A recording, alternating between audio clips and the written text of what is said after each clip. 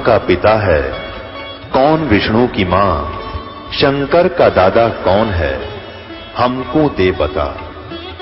ये जानने के लिए कृपया सुनिए।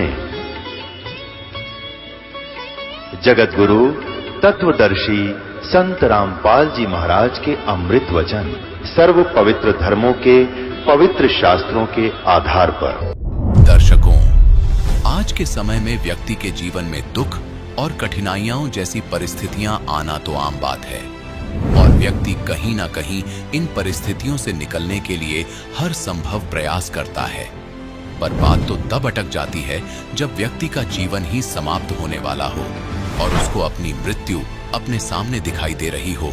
कुछ ऐसी ही घटना घटित हुई है प्रीतम जी के साथ, जो रोहतक हरियाणा के निवासी हैं। संत और सतभक्ति का होना कितना आवश्यक है, ये बताते हैं कि बिजली की मोटर से करंट लगने के कारण इनकी मृत्यु होनी तय थी, पर इनके सिर पर हाथ था जगत गुरु तत्वदर्शी संत रामपाल जी महाराज का, जिनसे यह नाम दीक्षा लेकर सतभक्ति कर रहे थे।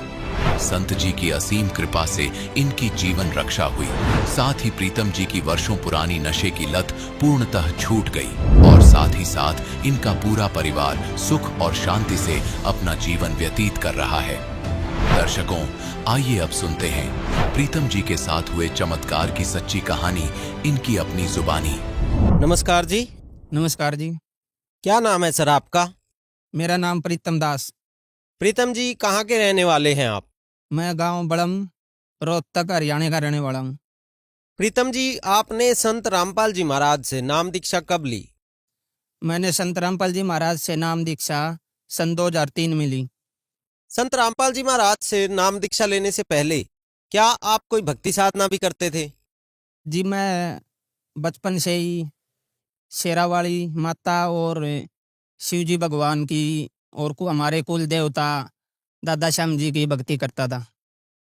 सर, आप शेरावाली माता की, शिवजी भगवान की और अपने कुल देवताओं की भक्ति करते थे, तो इन सब से आपको क्या क्या लाभ हुए? लाभ का तो जी पहली बात तो ये पता ही नहीं था कि लाभ क्या होता है और इसमें हानि क्या होती है। कि जो भी हमारे पूर्वज, हमारे दादा परदादा जो करते आ रहे थे, उन्हीं को देखते देखते भी हम भी यही पूजा पाठ करने लग गए। तो बस काम तो बस ऐसे ही चल रहा था, दुख भी साथ में इतने ही थे और लाभ तो बस नाम मात्र ही था। मतलब एक एक रुपए की तंगी रहती थी घर में। सर, आपने बताया कि पहले की भक्ति साधनाओं से लाभ हानि की कुछ ज्यादा समझ आपको नहीं थी, बल्कि आपकी नॉर्मल लाइफ में जो कुछ होता था उसे आप उन भक्ति साधनाओं का लाभ मान लेते थे, परंतु आपको उस भक्ति से नुकसान ज्यादा हो रहे थे। तो फिर इस दौरान आपको संत रामपाल जी महाराज की जानकारी कहाँ से मिली? संत रामपाल जी की जानकारी मैं आपको बताता हूँ। मेरे नाना जो कि संत रामपाल जी महाराज से नाम दीक्षित थे, वो करोथा आश्रम में जाते थे। तो उसके बाद वो हमारे घर पे आते थे। कबीर साहब के प्रति मेरा बहुत ही ज़्यादा वो था कि मैं कबीर साहब के बारे में जानने का इच्छुक था कि कबीर साहब के बारे में मेरे नाना जी कुछ बताएं। तो फिर मैं उस टाइम पे 9-10 वर्ष का था, तो मैं बीड़ी भी पीता था, हुक्का भी पीता था और 1-2 शादी में मेरे को यार दोस्तों ने ड्रिंक भी पिलाई थी। मेरी माताजी को इस बारे में पता चलेगा, मेरे पिताजी को भी। तो मेरे माताजी ने मेरे नाना जी को बोला कि भाई ये तो नशे पते करने लग गया, बीड़ी भी पीने लग गया, दारू भी पीने लग गया। तो मेरा नाना जी बोला कि मैं इसको सत्संग में लेके जाऊंगा। तो मैं मेरे नाना जी के साथ सत्संग में गया था और वहाँ पे मैंने 2003 में संत रामपाल जी महाराज से नाम दीक्षा प्राप्त की थी। जैसा कि आपने बताया कि आपके माता पिता को ये परेशानी हुई कि आप नशा करने लग गए हैं और ड्रिंक भी करने लग गए हैं, तो क्या संत रामपाल जी महाराज से नाम दीक्षा लेने के बाद आपका नशा छूटा और क्या आपको कोई अन्य लाभ भी संत रामपाल जी महाराज से नाम दीक्षा लेने के बाद प्राप्त हुए? मैं हुक्का, बीड़ी, नशीली पदार्थ और मांस मिट्टी को आज तक भी नहीं लगाता, पीने की तो बात ही दूर है। सबसे पहला लाभ तो मैं आपको ये बताना चाहता हूँ, संत रामपाल जी महाराज अपने सत्संगों में कहते हैं, जो सतभक्ति करता है, अगर किसी की मौत भी आनी हो तो परमात्मा अपने बच्चे की उस मौत को टाल के अपनी उम्र भी बढ़ा देता है। तो सन 2013 में मेरा जीवन खत्म होना था। 2013 के बाद मेरी उम्र बिल्कुल थी नहीं, तो परमात्मा ने अपने कोटे से मेरी उम्र बढ़ाई है। 2013 में मेरे को बिजली की चक्की गंडासे की जो मोटर होती है उससे करंट लग गया था और ये मेरा कान पकड़ लिया था। ये यहाँ से निशान भी है और मेरे ही हाथ में भी निशान है। ये निशान है इतना बड़ा, ये बिल्कुल तार कट गया था यहाँ पे। जैसे ही मोटर से मेरा करंट लग गया तो मैं परमात्मा से मेरा एक ही निवेदन था कि हे परमात्मा, मेरे को तो सीधा सतलोक ही लेके चलियो, मेरे को यहाँ से इस काल के जाल से निकाल ले चलियो। तो क्या हुआ, मेरे छाती के अंदर से ऐसी तरंग निकलने लगी जैसे कि वेल्डिंग करते वक्त सफ़ेद सफ़ेद वाइट वाइट किरण निकलती है ना, तो मेरे छाती से ऐसे तेज स्पीड से निकल रही। और जो चक्की गंडासे का जो मिस्त्री था, जो जिसने मोटर बांध रखी थी, वो भी होश भूल गए कि भाई ये क्या होगा, इसको मेरे को तो समझ नहीं आ रहा। तो परली साइड मेरी माता जी जो मेरे लिए खाना बना रही थी, वहाँ पे गया कि बोला कि इसको भाई को दौरे दारे उठ रहे हैं क्या। तो मेरी माँ को तो पता चल गया दौरे दारे, तो उसको तो कभी वो बीमारी नहीं हुआ। तो वहाँ पे मेरी माँ भागी गई। तो उस वक्त क्या हुआ, मैंने परमात्मा से हाथ जोड़ के, मेरे ऐसे हाथ जुड़ गए, लेकिन मेरे एक हाथ दूसरी तरफ था, एक हाथ दूसरी तरफ था। मेरी अंतरात्मा ने ऐसे हाथ जोड़ लिए। मैंने बोला कि हे परमात्मा, मेरे को तो सतलोक लेके चलियो। परमात्मा ने मेरा ऐसे हाथ उठाया और जो करंट लग गया था, जो तार था, और ऐसे छुटवा दिया। अगर परमात्मा उस टाइम पे, अगर गुरुजी संत रामपाल जी महाराज के अगर मैं शरण में नहीं होता तो उस टाइम पे मेरी भी मौत होनी थी। और मेरी माता जी भागी आई, मेरे को ऐसे गले से लगा लिया और मेरी माता जी भी वहाँ पे ख़त्म होनी थी और मैं भी। मेरा एक छोटा भाई है जो कि बचपन से ही दिमागी रूप से कमज़ोर और भोला है, वो भी ख़त्म होना था। मेरे पिताजी नशे पत्ते करते थे, तो हमारा परिवार तो बिल्कुल उजड़ना था, ख़त्म होना था। तो संत रामपाल जी महाराज की शरण में अगर हम थे तो हमारा परिवार बस गया और आज हम सुख से जीवन व्यतीत कर रहे हैं। सबसे बड़ा तो हमें ये लाभ मिला। एक लाभ और बताता हूँ आपको। 2020 में लड़की पेट में थी, तो जब इसकी माताजी को तीसरा महीना लगा हुआ था तो उसकी ब्लीडिंग होगी और बच्चा बिल्कुल ख़राब हो गया। डॉक्टर के पास फ़ोन किया तो डॉक्टर ने बोला कि भाई बच्चा तो ख़राब हो गया है। तो हम हॉस्पिटल में गए, अल्ट्रासाउंड के लिए गए कि भाई देखते हैं, धड़कन चेक करवाते हैं, बच्चे में धड़कन है या नहीं है। डॉक्टर ने तो पहले ही बोल दिया था भाई कुछ नहीं है, बच्चा बिल्कुल ख़राब है। तो अल्ट्रासाउंड के लिए गई तो उन्होंने कई देर तक ऐसे पेट में वो धड़कन चेक करने के लिए कई बार तक प्रयत्न किया, लेकिन धड़कन बच्चे की आ नहीं रही थी। तो डॉक्टर भी ये बोला कि भाई बच्चे नहीं है, बिल्कुल ख़राब है। तो इसकी माताजी को सार नाम मिला हुआ था, तो सार नाम का सुमन करा और ये ऐसे सोच रही थी और रो रही थी कि हे परमात्मा, इतने दुनिया इंटरव्यू देती है और कहती है कि हमने ऐसे लाभ प्राप्त हुए, हमें मेरे को भी ऐसा कर दे कि मैं भी इंटरव्यू में कल बताने के लिए तैयार हो जाऊं कि भाई मेरा बच्चा भी बच गया। तो जब उसने सारनाम का सुमन किया तो उसी टाइम पे बच्चे में धड़कन आ गई और बच्चा बिल्कुल स्वस्थ और अच्छी तरह ही परमात्मा की दया से हुआ। और मेरी गुड़िया का नाम भी परमात्मा ने रखा है। और वो गुड़िया इतनी तेज और इतनी मास्टरमाइंड है, ऐसा दिमाग है। आज वो 2.5 साल के आसपास है, लेकिन 5-6 वर्ष के जो बच्चे हैं उनसे भी तेज दिमाग है। हमारे पास एक बहुत अच्छी भैंस थी जोटी, जो कि उसकी हाइट 5.5 फुट की और लंबाई भी बहुत अच्छी थी। उस टाइम पे ब्याही नहीं थी, तो उससे पहले उसका एक थन में सूजन बहुत ज़्यादा थी। इतनी ज़्यादा थी कि डॉक्टरों को भी दिखाया था, सभी डॉक्टर ने बोला इसका कोई इलाज नहीं है, इसका तो थन ही खराब होगा। तो गुरुजी से प्रार्थना लगवाई, तो उसके ब्याने के बाद वो थन बिल्कुल ऐसा का ऐसा हो गया जैसे और थन थे बिल्कुल। और वो जोटी की इसकी कीमत भी हमारी की बहुत ज़्यादा थी और हमने कई साल वो रखी भी। और परमात्मा ने इतना अच्छा लाभ दिया कि उसका थन खराब होना था और परमात्मा की दया से, संत रामपाल जी महाराज की दया से वो बिल्कुल ठीक हो गई। मेरी दूसरी गुड़िया हुई है, अभी 3 महीने की हुई है, 2.5-3 महीने की। तो जब अल्ट्रासाउंड करवाया था तो उस टाइम पे उसकी नाक की हड्डी बिल्कुल नहीं थी। हमने 2 जगह अल्ट्रासाउंड करवाई। तो हमारे सभी, मेरी माता जी को और घर वालों को टेंशन होगी, चिंता होगी कि भाई ये कैसी लड़की होगी। मैंने बोला मेरी माता जी को और अपनी घरवाली को, मैं टेंशन ना करो, आप संत रामपाल जी महाराज की शरण में है, जो कि पूर्ण परमात्मा है और पूर्ण परमात्मा की भक्ति करवाते हैं और वो सब कुछ ठीक करेंगे। तो परमात्मा की दया से आज वो लड़की की नाक इतनी अच्छी और इतनी सुंदर लड़की दी है परमात्मा ने, बहुत ही अच्छी, और आज बिल्कुल स्वस्थ है और अच्छी है। सर, आप क्या काम करते हैं? सर, मेरा गांव में मेडिकल स्टोर है। सर, आप मेडिकल साइंस से रिलेटेड हैं और आप ये कहते हैं कि संत रामपाल जी महाराज से नाम दीक्षा लेने के बाद आपको जीवन दान मिला। ये कैसे संभव हो सकता है? इस पर हम कैसे विश्वास करें? सर जी, मैं एक बात बताना चाहूँगा आपको। जहाँ पे मेडिकल साइंस फेल हो जाती है, वहाँ पे परमात्मा का ज्ञान और परमात्मा का चमत्कार शुरू होता है। मेडिकल साइंस तो कुछ भी नहीं है, परमात्मा भगवान के आसपास भी नहीं है।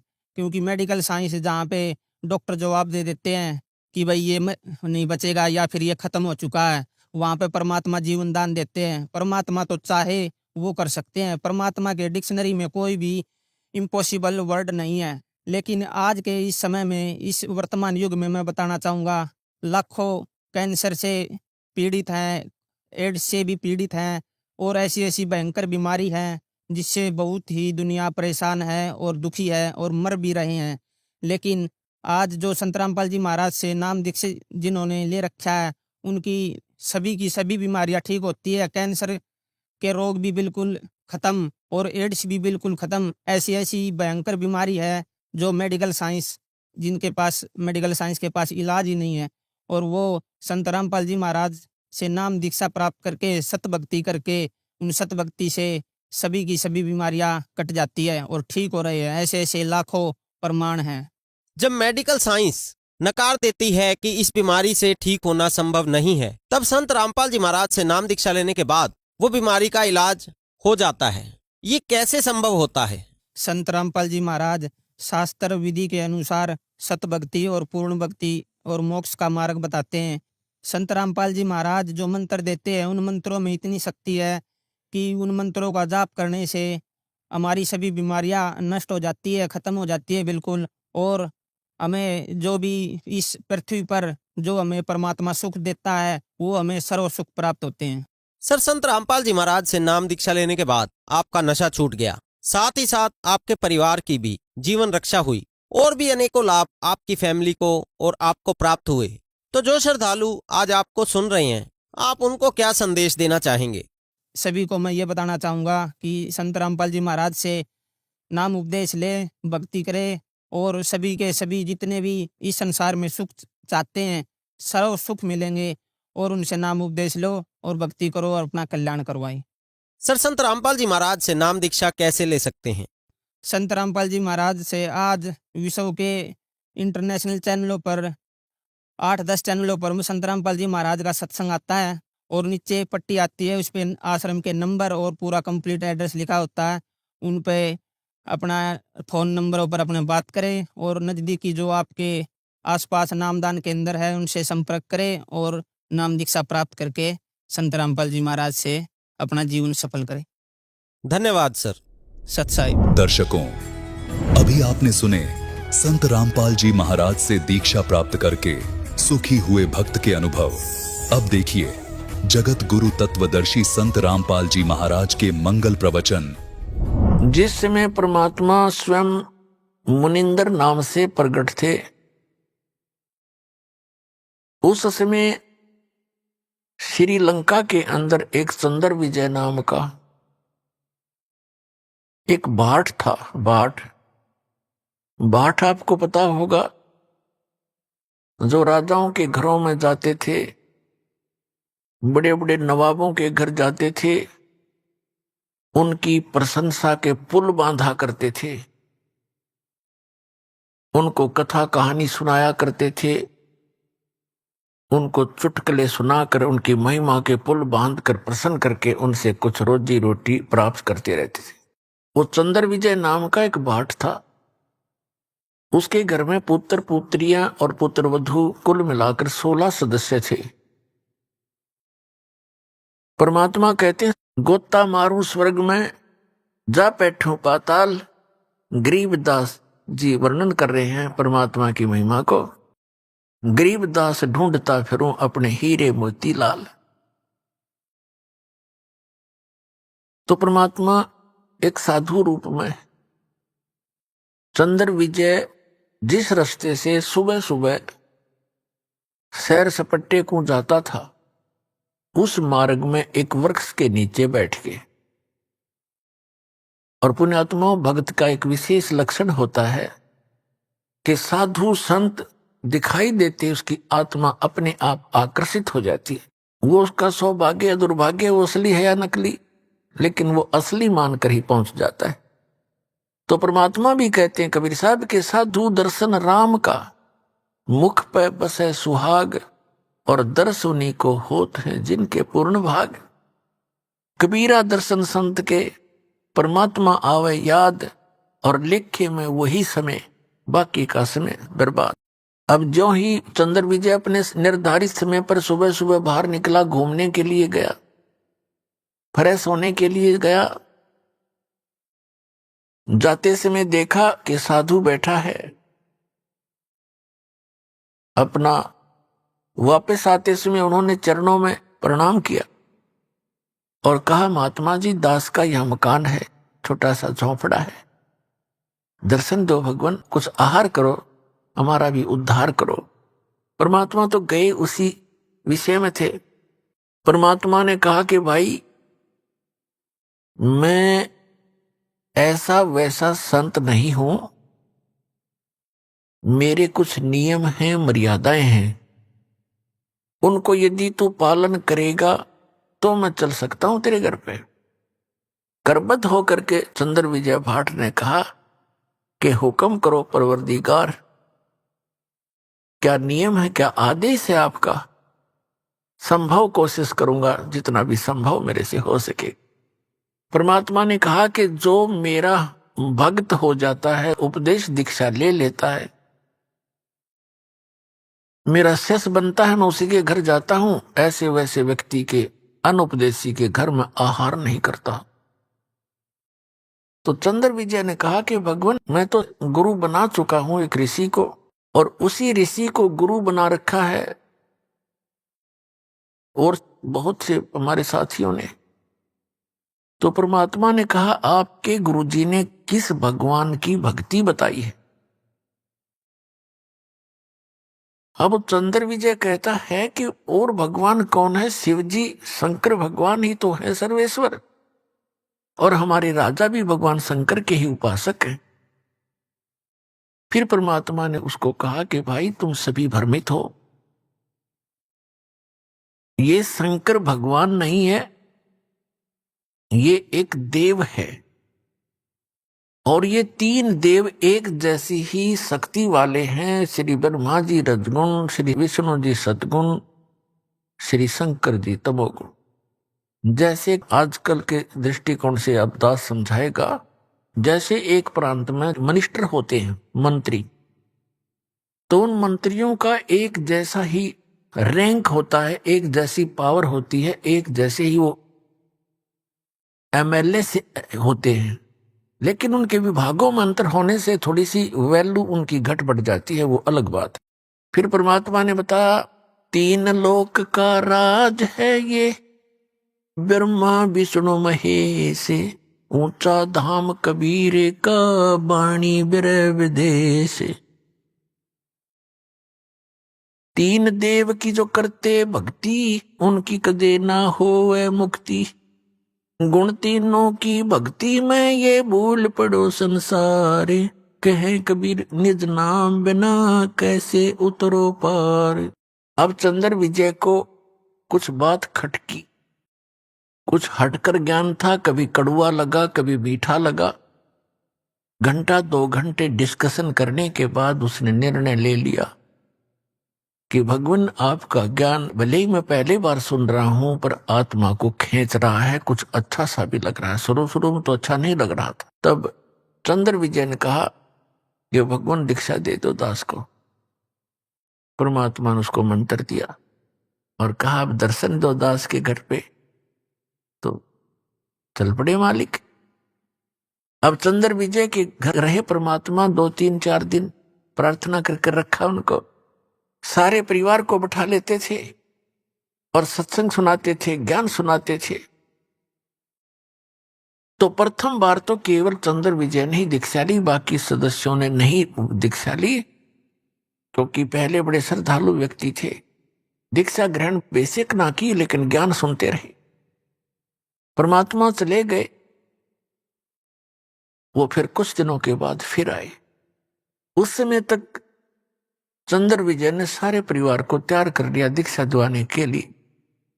परमात्मा आए, पीछे उन्होंने सब ज्ञान पर डिस्कस किया और सबने स्वीकार किया कि बात सारी सत्य है और समर्थ हैं ये संत, इनके दर्शन से आत्मा प्रसन्न होती है। जिन मिलते सुख उपजय मिट्रे कोटि उपाद, भवन चतुर्दश ढूंढियो वो परम स्नेही साध। और वो तो परमात्मा आए थे, उन सब ने दीक्षा ले ली। पूरे चंद्र विजय भाट के 16 के 16 सदस्य दीक्षित हो गए। अपन आत्माओं देखना मालिक की कैसी रजा होती है।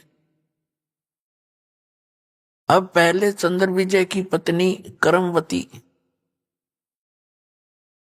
प्रतिदिन मंदोदरी के पास जाती थी, घंटा 2 घंटा उसका मनोरंजन करवाया करती थी। और क्या सुनाया करती थी? ऐसे ही घटिया सतर के चुटकुले, बेहुदी बातें जो आम समाज में कहीं भी नहीं जाती। इस तरह की घटिया प्रकार के चुटकुले ऐसे ही जैसे बतलाया करती हैं वो दोनों जनी, और मंदोदरी को हंसाया करती थी, खुश करती थी। जब उस करमवती को ये ज्ञान हुआ, फिर वो जाकर के मंदोदरी जी को, Mandodari wife of Ravana king of Lanka, उसको समझाने लगी, ये ज्ञान सुनाने लगी। इस ज्ञान को सुनकर मंदोदरी की आत्मा ऐसे खिंचने लगी और एक दिन ये बोली कि करमवती, तेरे अंदर तो सारा डंगा भरा था, ये बात तू लाई कहां से? इतने सुंदर वचन आत्मा को खींच रहे हैं, तो ये ज्ञान कहां से लाई? तेरे सतर का ज्ञान नहीं है ये, वरना आज तक हमने किसी सतग्रंथ में देखा नहीं और किसी पुराण में पढ़ा नहीं, किसी ऋषि ने सुनाया नहीं। यूं बता, ये कथा तेने ये ज्ञान सुना कहां से? करमवती ने बताया कि हमारे घर पे हमारे गुरु जी आते हैं, उन्होंने ये ज्ञान सुनाया मंदोदरी। अब मंदोदरी ने कहा कि अब के तेरे गुरुजी आए तो मेरे घर बुला के लाना। अब परमात्मा फिर जाना ही था अपने पेड़ पौधों को संभालने के लिए। तो परमात्मा गए तो करमवती ने कहा, हमारे राजा की रानी को मैंने आपका ज्ञान सुनाया, वो बड़ी प्रभावित हुई और वो आपका दर्शन करना चाहती है। उसने कहा है कि आप एक बार अपने गुरुजी को बुला लाओ। परमात्मा कहने लगे, बेटा रावण जो है एक बहुत अहंकारी व्यक्ति है, और वहां यदि मैं जाऊंगा और वो इंसल्ट कर देगा और उधर से अपनी पत्नी को कहेगा तू क्यों बुलाया तूने ऐसे गैर पुरुष को, तो बेटा उसके जीने भी समस्या हो जाएगी। और यदि उसको आवश्यकता है तो यहां आ जाएगी। अब कर्मवती के सामने धर्म संकट और राज संकट दोनों खड़े हो गए। धर्म संकट तो ये हो गया कि गुरुजी ने कह दिया, मैं दोबारा कहूं कैसे। और राज संकट ये खड़ा हो गया कि मंदोदरी मेरी महारानी है और उसको यूं कैसे कहूं कि ये जवाब मिल गया। फिर भी परमात्मा ने हिम्मत दी, वो जाकर कहने लगी कि मंदोदरी हमारे गुरुजी आए हैं और मेरी अर्ज है महारानी कि संतों को बुलाना नहीं चाहिए, साधु संतों का स्वयं जाकर दर्शन करना चाहिए। और यदि मैं प्रार्थना करूंगी ज्यादा और वो आ भी गए और उन्होंने आप पर रजा बख्शी नहीं तो बात नहीं बनेगी। हमारे गुरुदेव जी ने आपके घराने से बना कर दिया और ये कहा है कि यदि उसको गरज है तो मेरे पास आ जाएगी। तो मंदोदरी कहने लगी, बहन मैं चलूंगी, मैं खुद चलूंगी, मुझे गरज है भगवान की। अपने नौकरानी के घर आगी रानी परमात्मा के चरणों में मत्था टेक दिया और ज्ञान ग्रहण किया, दीक्षा प्राप्त की। क्योंकि कर्मवती ज्ञान से पहले काफी परिचित हो चुकी थी और उसने मंदोदरी को बहुत कुछ ज्ञान सुना दिया था।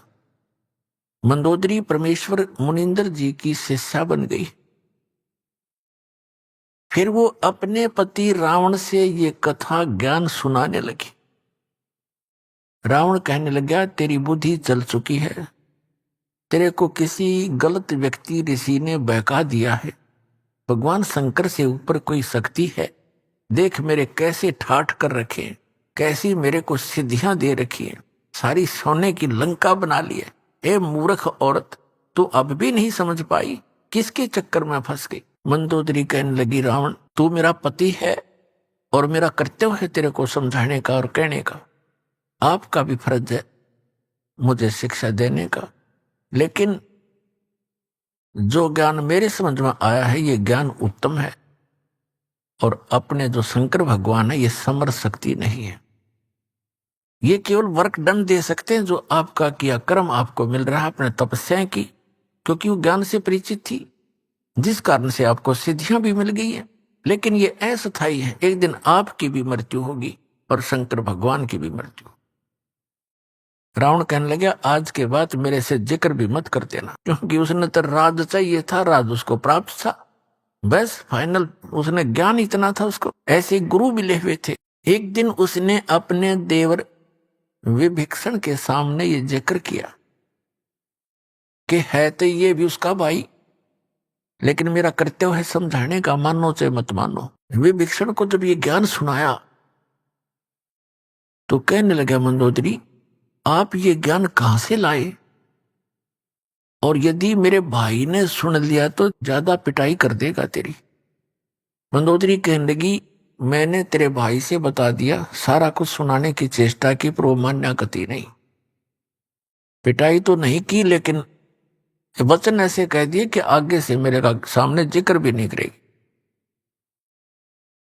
तो विभीषण कहने लगा कि आपको कहां से ज्ञान प्राप्त हुआ कि मैंने गुरु बना लिए। एक महापुरुष आते हैं चंद्र विजय भाट के घर पे, मैं वहां दीक्षा लेकर आई हूं। विभीषण कहने लगा, इतना उत्तम ज्ञान और आपने मुझे पीछे क्यों छोड़ दिया, मुझे भी दीक्षा दिला दो। तो विभीषण ने भी परमेश्वर मुनिंदर जी से दीक्षा ग्रहण की। अपने आत्माओं कुछ समय के उपरांत श्री रामचंद्र जी वनवास काट रहे थे और साथ में उनकी धर्मपत्नी सीता जी। तो रावण ने सीता का अपहरण कर लिया, अपने नौलखे बाग में उसको बंदी बना दिया, कैद कर लिया और उसको तरह तरह की यातनाएं दी और अपनी पत्नी बनाने की भी कुचेष्टा की, लेकिन वो सती परमात्मा की शक्ति कुछ उसके साथ थी। रावण सफल नहीं हुआ। रावण को कुछ ऐसा श्राप लगा हुआ था जिस कारण से उसका धर्म पतिव्रता का बचा रहा। फिर भी उसकी कुचेष्टा जारी रही। मंदोदरी को भी पता था इस बात का। मंदोदरी भी समझाया करती थी कि आप ऐसी गलती मत करो। कबीर परमेश्वर से मंदोदरी ने प्रार्थना की कि हे गुरुवर, मेरे पति किसी औरत को उठा लाए और पता नहीं वो कौन है, वो बहुत ही सुंदर है और मेरे पति की नीयत खराब है और पुण्यात्मा एक औरत कभी पसंद नहीं करती उसका पति कोई गलती करे। इस कारण से उन्होंने परमात्मा से प्रार्थना की। परमेश्वर ने कहा, बेटा ये आम औरत नहीं है और रावण इसमें अपनी कुचेष्टा में सफल नहीं हो पाएगा, तू चिंता ना कर। फिर भी मैं बताता हूं बेटा, उसको कह दे तेरे पति को कि इस देवी को लौटा दे, इसी में इसकी खैर है। ये आम औरत नहीं है, ये लक्ष्मी अवतार है और श्री विष्णु श्री राम रूप में अपने कर्माधार से यहां वनवास प्राप्त किए हुए थे। राजा दशरथ के घर उनका जन्म है और वो दोनों भाई जंगल के अंदर भटक रहे हैं, इसकी खोज कर रहे हैं और वो यहां तक पहुंचे भी एक दिन सेना भी लेकर आएंगे, युद्ध भी होगा, इसको सहर्ष लौटाकर अपनी अक्षमा याचना कर ले तो इसकी जान बच सकती है, तेरा सुहाग रह सकता है। अब मंदोदरी जी अपने गुरुदेव के एक एक वचन को फाइनल मानती थी कि जो ये कहते सारी सत्य है, क्योंकि वो तो भगवान भी थे। रावण को जाके मंदोदरी ने कहा कि आप इस देवी को लौटा दो, ये आम औरत नहीं है, ये इस भगवान विष्णु की पत्नी समझो, लक्ष्मी जी आई हुई, और श्री विष्णु जी ही श्री रामचंद्र रूप में जो इनके पति हैं वो जंगल में घूम रहे हैं, इसकी खोज कर रहे हैं, आप इसको लौटा दो और अक्षमा याचना कर लो। रावण ये बात सुनकर ऐसा क्रोधित हो गया, कहने लगा, मूर्ख औरत, तेरा दिमाग खराब है, एक दो मांसाहारी मस्करे जंगल में फिरते हैं तीर लिए, उनसे मुझे डराती है? मेरे 1,00,000 पुत्र हैं, 1,25,00,000 मेरे नाती हैं, मेघनाथ और जैसे मेरे पुत्र हैं, कुंभकर्ण जैसे मेरे भाई हैं, तू किससे मुझे डराती है? एक दो व्यक्ति जंगल में फिर रहे हैं और माफी मांगने की कहती है, क्षमा याचना करने कहती, तेरी बुद्धि चल गई है, बहुत कुछ खरी खोटी कही। अब मंदोदरी को अपने गुरुदेव की बात पर फाइनल विश्वास था, अटल विश्वास था कि न जो बोला सही है। तब परमात्मा से उन्होंने फिर स्वयं प्रयत्न किया। उधर से सीता जी की खोज करते करते हनुमान जी ने वो सुराग लगा ही लिया था कि रावण के 9 बाग में वो कैद हैं। फिर वो तैयारी हो रही थी उधर से सेना की। रावण के पास भी संदेश से आ चुके थे कि आप ये लौटा दो। जैसे अंगद जैसे दूत बनकर भी आ लिए थे और इसने आप सारा कुछ कर लिया था, अंगद का पैर भी नहीं हिला था उसके महाबलियों से, फिर भी बुद्धि काम ना करे थी, क्योंकि रावण इतना तगड़ा बताया है सूक्ष्म वेद में परमात्मा ने कि एक समय में 100 मटके तो दारू के पिया करता, शराब के, और 100 जोटियां का मांस खाया करता। वो तेरा जो भाई और ब्राह्मण था, एक भैंसे का मांस खाने लगे जैसे खाते होंगे जितने, मेरे ख्याल में 100 आदमी नहीं खा सकते वर्तमान के। और उस समय 100 मटके दारू के, एक मटका भी बड़े होंगे उनके उस समय के थे, अभी 15-20 की लीटर का तो एक घड़ा होता ही होता है। 100 मटके दारू के एक बार पिया करता और 100 जोटियां का मांस, भैंसों का मांस खाता था। इतना तगड़ा बलशाली। सतयुग में 100 फुट की हाइट होती थी मानव की, मनुष्य की, और त्रेता में 80-70 फुट की हाइट होती थी। इतने लंबे, और फिर चौड़ाई से पैरेलल होगी इसकी। तो बुद्धि भ्रष्टता पी कर, दारू शराब पी कर, खा कर मांस, सच्चाई पर विचार करना बंद कर दिया। परमात्मा ने बताया है कि तेरा सुहाग उजड़ेगा या तो इसे न मना ले। तब एक दिन मंदोदरी ने भगवान से कहा, गुरुदेव आप कृपा करो, एक बार आप समझा दो मेरे पति देव को, और यदि वो आपकी बात नहीं मानेगा तो मैं उसे न मराए मान लूंगी। आज से ही मैं अपने आप को विधवा समझ लूंगी अगर आपकी बात नहीं मानी उसने। आप नहीं जाओगे दाता तो मेरी आत्मा में तड़फ बनी रहेगी कि शायद गुरु जी कह देते तो मान जाते। जिस समय ये उसको पता लग गया था रावण को कि सेना बाहर भी इकट्ठी हो रही है और कभी भी आपके साथ घटना घट सकती है, इसलिए वो गुप्त मीटिंग कर रहा था सभी अपने मंत्री महामंत्रियों के साथ, और सभी अपने पुत्र रिश्तेदारों को इकट्ठा कर रखा था। गुप्त मीटिंग चल रही थी। परमात्मा वहां पहुंच गए एक साधु रूप में, और वहां गेट के ऊपर खड़ा था गेट कीपर, पहरेदार। उससे जाकर कहा कि भाई मुझे राजा रावण से मिलना है, मेरा संदेशा भिजवा दो, मैं उससे मिलना चाहता हूं।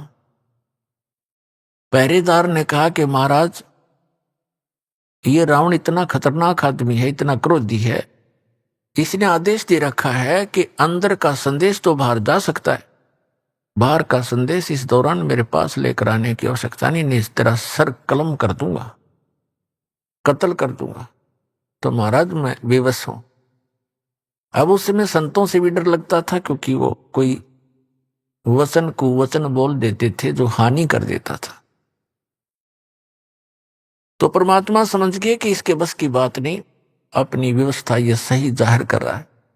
तो परमात्मा वहां अंतर ध्यान हुए और रावण के दरबार के अंदर प्रकट हो गए, जहां पर लाखों आदमी बैठे हों। तो वो कितना बड़ा महल होगा, इतना लंबा, बीच में गेट, ऊपर ऊंची स्टेज के ऊपर बीच में गैलरी, स्टेज पर बैठा रावण। ज्यों ही उसने देखा कि महात्मा अंदर किसने आने दिया, रावण ने आदेश दिया गरज के पहरेदार को बुलाओ। उसने कैसे इसको अंदर आने दिया, आज हम गुप्त मीटिंग कर रहे हैं। तब तक परमात्मा निकट आ गए और कहा, जी आपके पहरेदार का दोष नहीं, आपके गेट कीपर ने कति मना कर दिया था और यहां तक कहा था कि अंदर का संदेश बाहर आ सकता है, बाहर का संदेश मैं अंदर नहीं जाने दूंगा, आपको तो जाने ही नहीं दूंगा। तो रावण ने पूछा कि तू आया कैसे, फिर जबरदस्ती आया कि नहीं, उसको पता ही नहीं मैं कैसे आया। तो परमात्मा एकदम अदृश्य हो गए, अंतर ध्यान हो गए और फिर तुरंत वहीं प्रकट हो गए। तब कहा कि मैं ऐसे आया, उसको नहीं पता, वहां तो मैं अदृश्य हो गया और आपके राज दरबार में मैं प्रकट हो गया, ऐसे आ गया। तो रावण ने कहा कि बोल क्या काम आया तू, फिर तेरी खबर लूंगा, तू अंदर आ कैसे गया। परमात्मा ने कहा कि रावण, जिस देवी को तू उठाकर लाया है उसको वापस लौटा दे, तेरी इसी में खैर है, और अपनी अक्षमा याचना कर ले, तेरा कुल बच जाएगा, तेरी जान बच जाएगी। वो भगवान विष्णु के अवतार हैं और ये लक्ष्मी अवतार सीता है। रावण कहता है कि अपनी जुबान बंद कर ले और तू वापस चला जा। परमात्मा ने कहा कि तेरी विनाश काले विपरीता बुद्धि होगी है रावण, तेरा सर्वनाश निकट है, तो दुनिया के अंदर एक नंबर का दुष्ट प्रसिद्ध होगा। तो ऐसे कर्म मत कर, एक सूरवीर होकर अबला को हर लाया, तो जैसे धिक्कार है तेरे जैसे राजा को। परमात्मा तो परमात्मा थे, निडर थे, उसने 36 सुना दी उसके हित में। रावण को इतना क्रोध आया कि 2 कौड़ी का एक संत और लंका के राजा के इंसल्ट कर दी, निकाल के तलवार और वहीं से जंप लगाया, नीचे आया, स्टेज से कूद गया और गुस्से में तलवार निकाल के परमात्मा को कत्ल करना चाहा। परमेश्वर के पास एक झाड़ू की सींग थी, आपको देखी होगी झाड़ू की सींग कितनी पतली होती है, एक सींग, वो तिल्ली सींग लंबी सी, और उसको ऐसे कर दिया, हाथ में ले रखा था, ऐसे कर दिया। रावण ने गुस्से में उसके ऊपर ऐसे 70 कट्टे जैसे लोहे के पिलर के लगता हो उसकी तलवार 70 बार वार किया और सींग को निशान भी नहीं हुआ।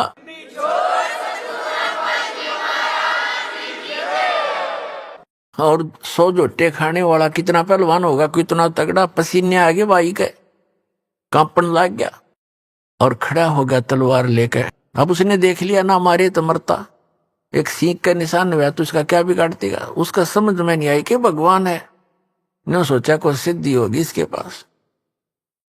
जाके ऊपर बैठ गया स्टेज पर मुंह लटका के और कहने लगा कि तेने जाना हो तो जा, ना तेरी बात मैं मानू नहीं। परमात्मा बोले फिर मैं यहाँ के गड्ढूंगा तेरे पास, तेरे जैसे नालायक के पास, पर मेरे फिर आखिरी वचन सुन ले, तेरा नाश निकट है, तेरी बुद्धि भ्रष्ट हो चुकी है, तो ब्राह्मण हो कैसे जुल्म करता है। और परमात्मा, वो परमात्मा के सब बच्चे हैं, सबको कहना सुनना उसका कर्तव्य बनता है, ये कहकर वहां से अंतर ध्यान हो गए। अब परमात्मा ने जाकर के वहां चंद्र विजय के घर पे बता दिया कि कह देना मंदोदरी को कि मैंने उससे कहा था, लेकिन वो बिल्कुल नहीं माना। मंदोदरी वहीं आ गई कुदरती, क्योंकि बुला लाई जाकर के वो कर्मवती चंद्र विजय भाट की पत्नी। और कहा परमात्मा ठीक है, आपकी बात उसने नहीं मानी तो मेरा आज से वो मन तो मृत्यु मान ली उसकी। परमात्मा बोले बेटी जो आपने कहा मैंने वो कर दिया, पर वो नहीं माना। अब उस समय विभीषण भी वहां विराजमान था और दीक्षित था। उसने घर आकर बताया कि अपने भाभी जी को बताया मंदोदरी को कि मंदोदरी आज तो मेरे भाई ने परमात्मा का कत्ल कर दिया होता, पर परमात्मा ने ऐसी लीला करी कि एक सीख ले रखी थी झाड़ू की और ऐसे कर दी, और उसने 70 बार उसको बहुत जबरदस्त ताकत से 70 वार किए, टस से मस नहीं हुई और मान्या फिर भी नहीं। तो पुण्यात्माओं कहने का भाव ये है कि फिर क्या होता है, जैसे कि आपको कथा सुनाई थी कि नल और नील नाम के दो आपस में मौसी के बेटे थे, उनकी माताएं बहन थी। दोनों ही अपने पूर्व जन्म के संस्कारों से और प्रारब्ध के दुख से दुखी थे, कष्ट से। उन दोनों को बहुत मानसिक परेशानी भी थी, शारीरिक कष्ट भी थे। और परमात्मा कबीर जी के आशीर्वाद से वह स्वस्थ हो गए थे। फिर उनके शिष्य बनकर मुनिंदर ऋषि रूप में परमात्मा आए हुए थे। एक आश्रम कुटिया बना रखी थी, वहां वो रहा करते, सत्संग सुनने जाया करते थे, अपने घर भी आ जाते थे। जैसा कि आपको पहले भी बताया है कि उनके हाथों में समुद्र के अंदर कोई वस्तु ना डूबने का ये कैसे वो चमत्कार करामात आई थी।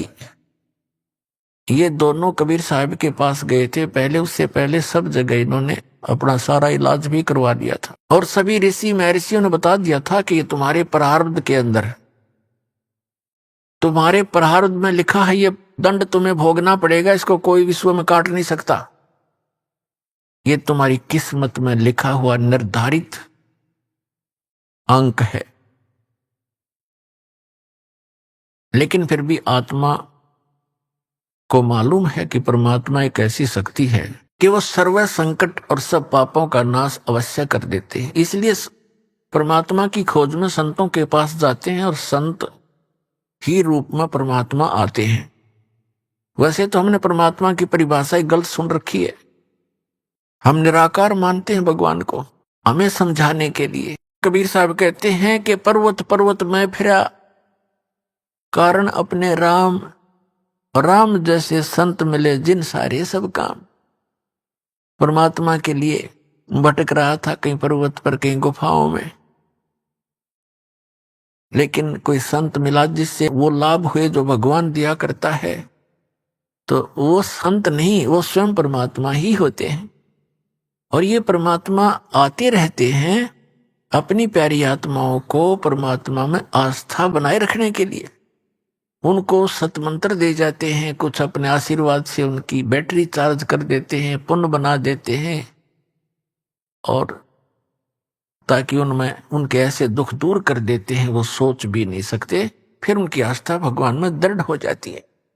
यही कारण रहा कि अभी तक हम परमात्मा परमात्मा कहते आए और भगवान से डरा करते, सर्व सुख पूर्व में परमात्मा से चाहा करते थे। आज से 50-60 वर्ष पहले वर्षा होती नहीं थी, होती थी भगवान से ही अर्ज करते थे तो वर्षा होती थी। कोई दुख भी होता तो हम अपने झाड़ फूक जंतर से ही मंत्र से कोशिश किया करते थे। इसलिए भगवान आते थे और ये दुख सभी प्रकार के परमात्मा दुख दूर कर सकता है। इसलिए परमात्मा जगह जगह आकर प्रकट हो जाते थे, उस क्षेत्र में अपनी महिमा बना जाते थे और उनकी महिमा बहुत वर्षों तक चलती रहती है। उन्होंने इस परमात्मा की आस्था हमारे हृदय में यहां इस कलयुग तक बनाकर रखनी थी। तो नल और नील परमात्मा के चरणों में पहुंचे, आशीर्वाद मात्र से वो स्वस्थ हो गए। ऐसे हो गए जैसे कभी उनका दुख था ही नहीं, किसी प्रकार का कोई कष्ट इनको नहीं हुआ। फिर उनकी आस्था दृढ़ होगी। सब जगह खड़ा होकर कहा कि हम बड़े दुखी थे, गुरुदेव की कृपा से हम सुखी हो गए। हमने तो मान लिया था कि आजीवन कष्ट उठाना पड़ेगा, लेकिन हमें नहीं पता था कि पृथ्वी पर परमात्मा आए। इस तरह की वहां उपस्थित भक्तों को जो सत्संग सुनने के लिए गए थे सबको बताया, औरों का भी दृढ़ हुआ विश्वास। तो उन्होंने, परमात्मा ने बताया बेटा सत्संग में सेवा जरूर करनी चाहिए, इसे बहुत पाप कटते हैं।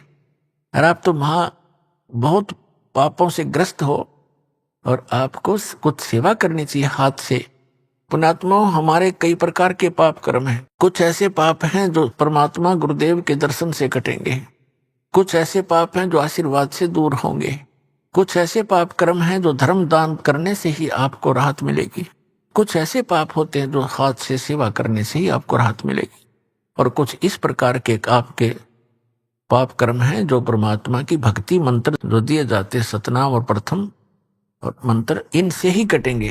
अभी आपने सुने संत रामपाल जी महाराज के मंगल प्रवचन।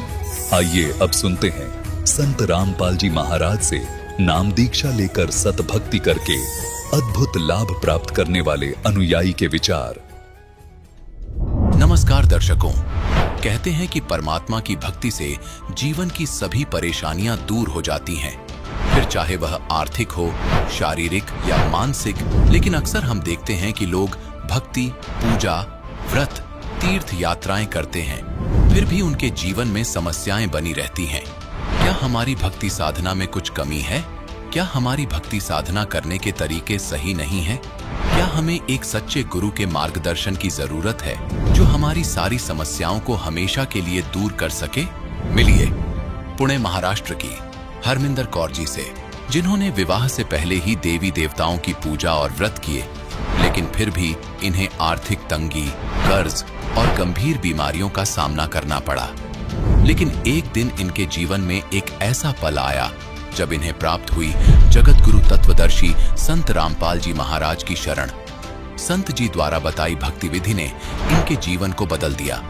दर्शकों, अब आइए सुनते हैं हरमिंदर कौर जी की प्रेरणादायक कहानी, उनकी अपनी जुबानी। नमस्कार जी। नमस्कार। क्या नाम है जी आपका? हरमिंदर कौर, हलुवालिया। कहाँ से आए जी आप? पूना से। अच्छा, आपसे एक बात जानना चाहेंगे कि संत रामपाल जी महाराज जी से कब जुड़े हैं आप? संत रामपाल जी महाराज से 2003 में जुड़े हैं। लगभग 16-17 साल आपको संत रामपाल जी महाराज जी से नाम दीक्षा लिए हुए हो गए हैं। हाँ जी। संत रामपाल जी महाराज जी से नाम दीक्षा लेने से पहले आप क्या भक्ति साधना ही करते थे? जब मेरी शादी नहीं हुई थी उससे पहले हम लोग गुरुद्वारे जाते थे, और शादी के बाद फिर गुरुद्वारे में भी जाते थे और मंदिर में भी जाया करते थे। देवी देवताओं की पूजा करते थे और गुरुद्वारे जाते थे। व्रत वगैरह भी करते थे? हाँ जी, व्रत भी रखे हैं। आप एक बात बताइए, साधना आप कर रहे थे, भक्ति आप कर रहे थे, तो फिर आपने संत रामपाल जी महाराज जी से नाम दीक्षा क्यों ली? मेरे हस्बैंड को एक समय ऐसे आया था कि मेरे हस्बैंड का काम में बहुत प्रॉब्लम हो गई थी। उनका जो पार्टनर था वो उनको धोखा दे के कंपनी से निकल गया था। तो उस समय इनके एक मित्र जो थे वो संत रामपाल जी महाराज जी से उन्होंने नाम दीक्षा ली हुई है, वो उनको मिले। तो उन्होंने संत रामपाल जी महाराज जी के बारे में बताया और इन्होंने फिर वो उसी समय उधर टिकट करा के 2 दिन के बाद चले गए थे। नहीं, आपके जो हस्बैंड के दोस्त थे उन्होंने संत रामपाल जी महाराज जी के बारे में आपके पति को बताया। ऐसी कौन सी बातें उन्होंने आपके पति को बताई उनके दोस्त ने कि उन्होंने तुरंत एक्सेप्ट कर लिया कि इतनी दूर हरियाणा में संत रामपाल जी महाराज जी से नाम दीक्षा लेनी चाहिए? मेरे हस्बैंड एक बार उनके यहाँ गए थे तो उनका चेहरा बहुत उतरा हुआ था। तो उनके मित्र ने उनसे पूछा कि क्या बात है, आप बहुत परेशान दिख रहे हैं। तो इन्होंने बताया कि मेरे ऊपर बहुत बैंक का भी कर्जा चढ़ गया है, घर भी बैंक वालों ने अपने पास घर के भी पेपर रख लिए हैं, तो अभी कोई भी रास्ता दिख नहीं रहा है। क्या करूं, कहीं भी मंदिरों में जाना, सब करना, सब देख लिया। तो उन्होंने बोला कि आप संत रामपाल जी महाराज जी के पास आश्रम में एक बार जाके देखिए, आपके सब प्रॉब्लम वहीं पे सॉल्व हो जाएगी। तो मेरे हस्बैंड 2 दिन के बाद ही ट्रेन में संत रामपाल जी महाराज जी के पास चले गए। वहाँ जाके उन्होंने सब आश्रम में जाके जब भी गुरुजी से मिले, नाम दीक्षा ली, तो उन्होंने उनको सब चीज़ों का ज्ञान हो गया कि हम जो भक्ति कर रहे थे वो सब गलत थी और जो संत रामपाल जी महाराज जी द्वारा बताई गई भक्ति ही सब पूर्ण भक्ति थी। तो उसके बाद वो नाम दीक्षा लेके वापस जब घर में आए तो उसके बाद ही धीरे धीरे करके इनको वापस बैंक वालों ने पेपर दे दिए घर के और कंपनी के, और उसके बाद सब ठीक होता गया। इनको बाहर जाके ऑर्डर भी नहीं लेने पड़े, कंपनी में बैठे बैठे ही ऑर्डर आने लग पड़े। देखिए, ऐसा कैसे हो सकता है कि आप आर्थिक समस्या से जूझ रहे थे? आर्थिक समस्या भी अपने आप में एक बहुत बड़ी, आपने बताया कि फैक्ट्री के और घर के कागजात आपने रख दिए थे बैंक वालों के पास में, और उसके बाद अचानक से आपकी जो आर्थिक समस्या है वो ठीक होने लग जाती है। तो आप ऐसा क्यों मानते हैं कि ये जो सब लाभ आपको मिल रहे थे वो संत रामपाल जी महाराज जी से नाम दीक्षा लेने के बाद ही मिल रहे थे? हमने सब जगह मंदिरों में, गुरुद्वारे में, सब जगह जाके सब पूजा व्रत सब करके देख लिया था, लेकिन कहीं भी हमें पहले लाभ नहीं मिला था। लेकिन जैसे ही संत रामपाल जी महाराज जी से मेरे हस्बैंड ने नाम लिया, उनका सब काम ठीक होने लगा और तुरंत ही वो सब चीज़ों का हमें फ़ायदा हुआ। ये तो रही आपके हस्बैंड की बात। आपने संत रामपाल जी महाराज जी से नाम दीक्षा कैसे ली? आपके पति के कहने से नाम दीक्षा ली, या आपने भी संत रामपाल जी महाराज जी के सत्संग सुने या उनके बारे में जाना पहले? मेरे पति जब नामदान लेके आए थे तो हमने सत्संग सुने उनसे। तो सत्संग सुनने के बाद ही हम लोगों ने, मेरे बच्चों ने, मैंने और मेरी सास है जो, वो उन्होंने सबने हमने बोला कि हमने भी नामदान लेना है संत रामपाल जी महाराज जी से। फिर संत रामपाल जी महाराज जनवरी में 2003 में पूना आए थे, तो वहीं पे हमें नामदान संत रामपाल जी महाराज जी ने दिया।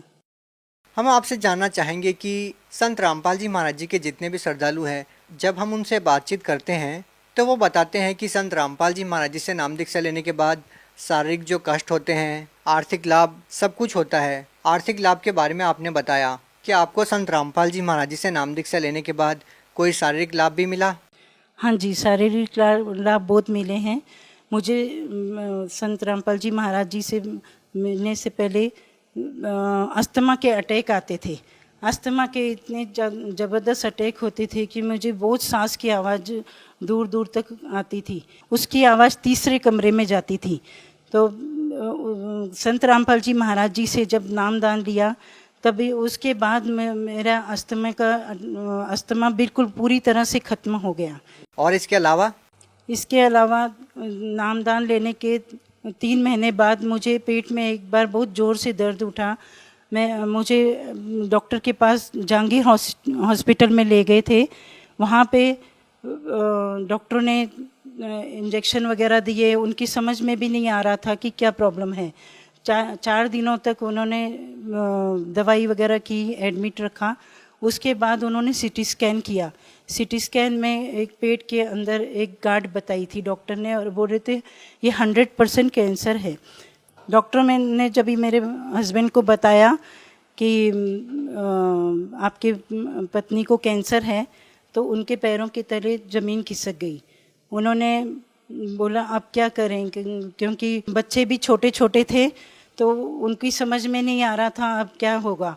फिर उन्होंने बोला कि चलो संत रामपाल जी महाराज जी से प्रार्थना लगाएं, उनसे बात करके पता करें कि कैसे सब ठीक होगा। तो उन्होंने प्रार्थना लगाई। प्रार्थना लगाने के बाद उनको संत रामपाल जी महाराज जी ने बोला कि परमात्मा सब ठीक करेंगे, परमात्मा दया करेंगे, अब भक्ति करो। उसके बाद फिर जब भी वापस से लीवर से पानी लिया डॉक्टरों ने और टेस्ट के लिए भेजा, तो उस दिन पूरी रिपोर्ट ठीक आई है। संत रामपाल जी महाराज जी की वजह से ही मेरा कैंसर ठीक हो गया था। संत रामपाल जी महाराज से नाम दीक्षा लेने के बाद आपको और क्या लाभ मिले? मेरे दोनों बेटों को एक अजीब सी बीमारी हो गई थी जिसका नाम नागिन बोलते हैं, तो वो दोनों को हो गया था। संत रामपाल जी महाराज जी से प्रार्थना लगाई तो उन्होंने बोला परमात्मा सब ठीक करेंगे, और उसके बाद उनके वहीं पे वो प्रॉब्लम सॉल्व हो गई, नागिन वहीं पे रुक गई।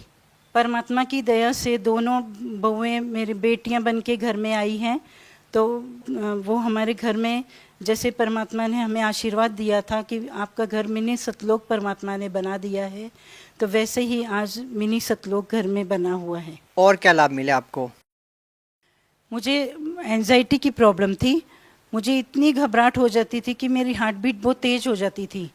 इससे मुझे मेरे हस्बैंड हॉस्पिटल में ले जाते थे। उधर डॉक्टर मुझे 4-5 दिनों तक हॉस्पिटल में एडमिट करके रखते थे ऑक्सीजन लगा के, तो उन्हें भी बीमारी का कुछ पता नहीं चलता था।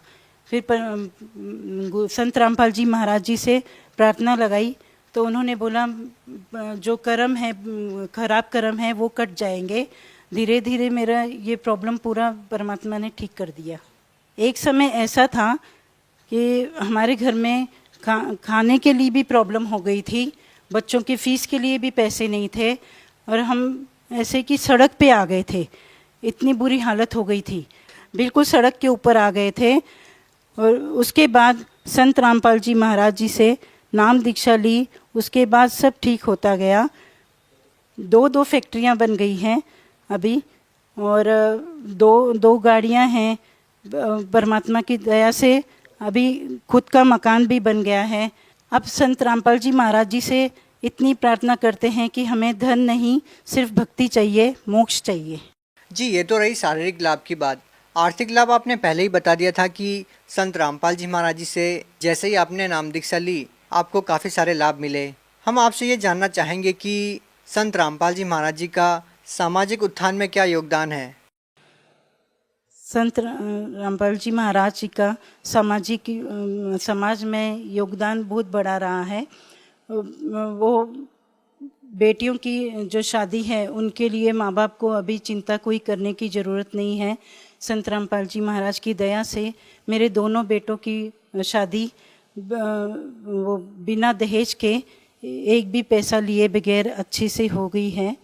देखो ऐसा है ना, बगैर दहेज के बहुत सारी शादियां हो जाती है, लेकिन बेटियों के साथ बाद में बहुत ज़्यादा प्रॉब्लम हो जाती है और फिर परिवार वाले दहेज मांगने लग जाते हैं और फिर वही परिस्थिति आके खड़ी हो जाती है। हम आपसे ये जानना चाहेंगे, क्योंकि बहुत सारे लोग ऐसे हैं जो इस बात को लेके आश्वस्त नहीं हैं। उनका मानना है कि बाद में बेटियों के साथ समस्या होती है। हम आपसे ये पूछना चाह रहे हैं, आपके जो बच्चों की शादी हुई है उनकी शादी को कितना साल हो गया है? बड़ी वाली जो बहू है उसको 10 साल हो गए हैं और छोटी वाली को 5 साल हो गए। तो अभी तक आपके जो बच्चों की शादियां हुई है आपने किसी भी तरह की दहेज की मांग नहीं की है? नहीं, उनसे एक भी पैसा दहेज में नहीं लिया है। ये प्रेरणा कहाँ से मिलती है आप लोगों को? संत रामपाल जी महाराज जी की दया से वो प्रेरणा मिली है, क्योंकि उन्होंने जो दहेज प्रथा को ख़त्म करने का जो प्रयास किया है उनको देखकर हमें ये प्रेरणा मिली है उनसे कि दहेज लेना बहुत गलत बात है। संत रामपाल जी महाराज जी ने नशा जो छुड़ाया है उसके लिए मैं यही कहना चाहती हूँ कि मेरे घर में मैंने देखा था कि मेरे पिताजी भी ड्रिंक करते थे, तो मैं हमेशा से वो चाहती थी कि मेरा हस्बैंड जो होगा तो वो ड्रिंक कभी नहीं करने वाला चाहिए मुझे। हमेशा वही मैं भगवान से प्रार्थना करती थी और मुझे जो मेरे हस्बैंड मिले वो शुरू से ही ड्रिंक नहीं करते थे। भगत समाज को क्या संदेश देना चाहते हैं? भगत समाज से यही प्रार्थना है कि संत रामपाल जी महाराज का ज्ञान सुनकर आप उनका ज्ञान समझें और परमात्मा की शरण में आएं। जी धन्यवाद। सच से।